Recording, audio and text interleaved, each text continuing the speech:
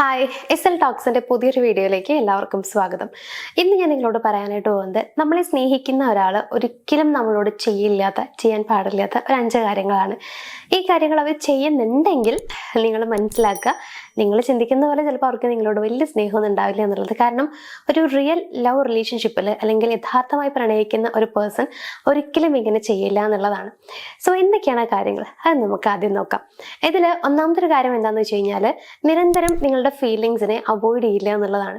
നമുക്ക് എല്ലാവർക്കും നമ്മുടേതായിട്ടുള്ള ഇമോഷൻസ് ഉണ്ടായിരിക്കും. ചിലപ്പോൾ നമുക്ക് ചില സാഹചര്യങ്ങളിൽ സങ്കടങ്ങൾ വരാറുണ്ടാകും. ചിലപ്പോൾ നമുക്ക് കൺട്രോൾ ചെയ്യാൻ പറ്റില്ല. ചിലപ്പോൾ ഭയങ്കര സന്തോഷമായിരിക്കും. ചിലപ്പോൾ നമുക്ക് അവരെ കാണണം തോന്നും. അങ്ങനെ അപ്പോൾ ഓരോ സമയത്ത് നമുക്ക് ഓരോ ഫീലിങ്സ് ഉണ്ടാവും. അപ്പോൾ നമുക്ക് ആ ഒരു സമയത്ത് വേണ്ടത് ഒന്നില്ലെങ്കിൽ അവരുടെ പ്രസൻസ് അല്ലെങ്കിൽ അവരുടെ സപ്പോർട്ടാണ്. ഇപ്പൊ നമ്മൾ വിഷമം വന്നിട്ട് എന്തെങ്കിലും പറയുന്ന സമയത്ത് അവർ നമ്മുടെ അടുത്ത് നീ എന്തിനാ വെറുതെ ഇങ്ങനെ പറഞ്ഞ് ചിന്തിച്ച് കൂട്ടണത്, അല്ലെങ്കിൽ വെറുതെ ഓവർ ആക്ട് ചെയ്യരുത്, ഈ രീതിയിലൊക്കെ പെരുമാറുകയാണ്, നമ്മുടെ ഫീലിങ്സിനെ മനസ്സിലാക്കുന്നില്ല എന്നുണ്ടെങ്കിൽ അതൊരിക്കലും ഒരു ജെന്യൂൻ ആയിട്ട് ഉള്ള ഒരു ഇഷ്ടമല്ല അവർക്ക് നമ്മളുടെ അടുത്ത്. നേരെ മറിച്ച് അതിനെയൊക്കെ വാല്യൂ തരുന്ന ഒരു പേഴ്സൺ ആണെന്നുണ്ടെങ്കിൽ ഓക്കെ, അവർ നമുക്കും വാല്യൂ തരുന്നുണ്ട്, നമ്മളെ സ്നേഹിക്കുന്നുണ്ട് എന്നുള്ളത് മനസ്സിലാക്കാം. അപ്പൊ നമ്മുടെ ഫീലിങ്സിന് യാതൊരു വാല്യൂം തരുന്നില്ല, അതിനെ അവോയ്ഡ് ചെയ്യുന്ന മനസ്സിലാക്കാത്തൊരു പേഴ്സൺ ആണ് അവരെന്നുണ്ടെങ്കിൽ അത് നിങ്ങളെ സ്നേഹിക്കുന്നില്ല. നിങ്ങളെ സ്നേഹിക്കുന്ന ഒരാളാണെങ്കിൽ ഒരിക്കലും അങ്ങനെ അവർ ചെയ്യുകയില്ല. രണ്ടാമത്തെ ഒരു കാര്യം എന്താന്ന് വെച്ച് കഴിഞ്ഞാൽ, സ്നേഹത്തിന്റെ പേരിൽ ഒരിക്കലും അവർ നിങ്ങളെ കൺട്രോൾ ചെയ്യില്ല എന്നുള്ളതാണ്. അതായത് നീ അവരോട് സംസാരിക്കരുത്, ഇവരോട് സംസാരിക്കരുത്, ഇന്ന ആളോട് മാത്രം നീ സംസാരിച്ചാൽ മതി എന്നുള്ള രീതിയിൽ നമ്മളിങ്ങനെ കൺട്രോൾ ചെയ്യുമല്ലോ, നിയന്ത്രിക്കാൻ വേണ്ടി ശ്രമിക്കുക. അതൊരിക്കലും അവരുടെ ഭാഗത്ത് നിന്ന് ഉണ്ടാവില്ല. ഇനിയിപ്പോൾ അഥവാ അവരങ്ങനെ ഏതെങ്കിലും ഒരു സ്പെസിഫിക് പേഴ്സൺ അടുത്ത് സംസാരിക്കരുതെന്ന് പറയുകയാണെന്ന് വിചാരിക്കാം. അപ്പം നമ്മൾ അവരടുത്ത് എന്താ സംസാരിച്ച, എന്താ പ്രശ്നം, അല്ലെങ്കിൽ എന്തുകൊണ്ട് അങ്ങനെ പറയണമെന്ന് ചോദിച്ചു കഴിഞ്ഞാൽ കറക്റ്റ് ആൻസർ പറയാനുണ്ടായിരിക്കും. ആ ആളുടെ ക്യാരക്ടർ ഇങ്ങനെയാണ്, മേ ബി നിനക്ക് ഓക്കെ ആവില്ല, അല്ലെങ്കിൽ നിനക്കത് ചിലപ്പോൾ മോശമായിട്ട് വന്നേക്കാം, ഈ രീതിയിലൊക്കെ അവർ കറക്റ്റായിട്ട് അതിനുള്ള റീസൺ പറയുന്നുണ്ടായിരിക്കും.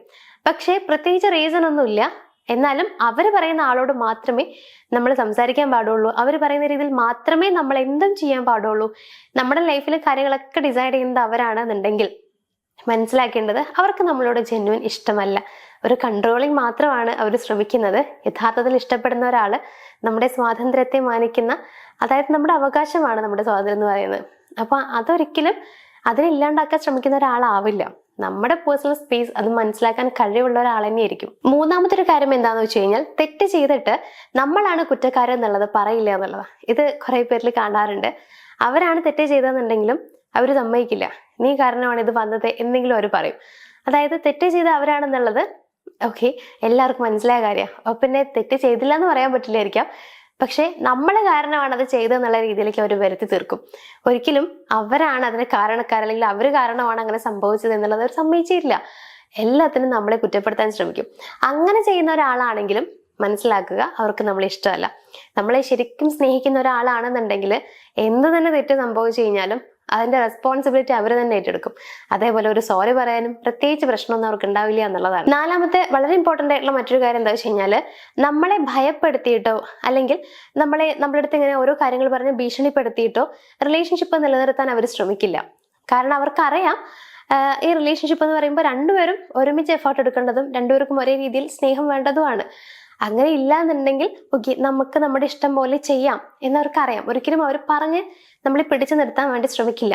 ചിലപ്പോൾ അവർ പറയുന്നുണ്ടാവും, ഇങ്ങനെ എന്തെങ്കിലും പ്രശ്നം ഉണ്ടെങ്കിൽ നീ വിട്ട് പോകണ്ട, നമുക്കത് ഓക്കെ ആക്കാം, ഞാൻ എങ്ങനെയും മാറാൻ നോക്കാം എന്നൊക്കെ അവർ പറയും. ബിക്കോസ് അവർക്ക് നമ്മളെ ഇഷ്ടമാണെന്നുള്ളത് കൊണ്ട്. പക്ഷേ നമ്മളെ വലിയ രീതിയിൽ കാര്യമല്ല, യഥാർത്ഥത്തിൽ നമ്മളെ സ്നേഹിക്കുന്നില്ല, എന്നാൽ ആ റിലേഷൻഷിപ്പ് വേണം. അതെങ്ങനെ റിലേഷൻഷിപ്പ് ഇങ്ങനെ മുന്നോട്ട് കൊണ്ടുപോകാൻ വേണം. അങ്ങനെയുള്ള ഒരാളാണെന്നുണ്ടെങ്കിൽ അവർ നമ്മളെ ഭീഷണിപ്പെടുത്തും.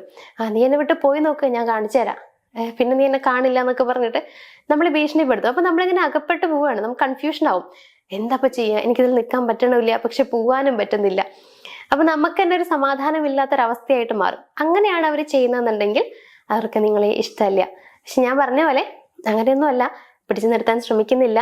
അങ്ങനെയൊക്കെ ആണെങ്കിൽ, അതായത് പ്രത്യേകിച്ച് ഭീഷണിപ്പെടുത്തി നിർത്തുന്നൊന്നുമില്ല എന്നുണ്ടെങ്കിൽ അവർക്ക് നിങ്ങളെ ജെന്യൂനായിട്ട് ഇഷ്ടമാണ്. ഭീഷണിപ്പെടുത്തി നിർത്താൻ ഒരിക്കലും നമ്മളെ സ്നേഹിക്കുന്ന ഒരാൾ ശ്രമിക്കില്ല. അഞ്ചാമത്തെ ഒരു കാര്യം എന്താന്ന് വെച്ച് കഴിഞ്ഞാൽ, അവർക്ക് പ്രണയം ഉണ്ടാവാം. പ്രണയം ഉള്ള ഒരാളാണെന്നുണ്ടെങ്കിൽ നമ്മുടെ സെൽഫ് റെസ്പെക്ട് ഇല്ലാതാക്കുക, നമ്മളടുത്ത് മോശമായിട്ട് പെരുമാറുക, റെസ്പെക്ട് ഇല്ലാണ്ട് പെരുമാറുക, യാതൊരു മാനസിക പരിഗണനയും നൽകാതെ നമ്മളെ വേദനിപ്പിക്കുക, ഇങ്ങനെയൊന്നും അവർ ചെയ്യില്ല. നമ്മളെ യഥാർത്ഥത്തിൽ സ്നേഹിക്കുന്ന ഒരാൾ എങ്ങനെയായിരിക്കും എന്നുള്ളത് അറിയോ? നമുക്ക് എപ്പോഴും ഹാപ്പി ഉണ്ടാവണം, മീൻസ് നമ്മളെപ്പോഴും സന്തോഷമായിട്ടിരിക്കണം, അതായിരിക്കും അവരുടെ മൈൻഡിൽ ഉണ്ടാവുക. അവരതിനെന്താ വേണ്ടത് വെച്ചാൽ അത് ചെയ്യാൻ വേണ്ടി ശ്രമിക്കും.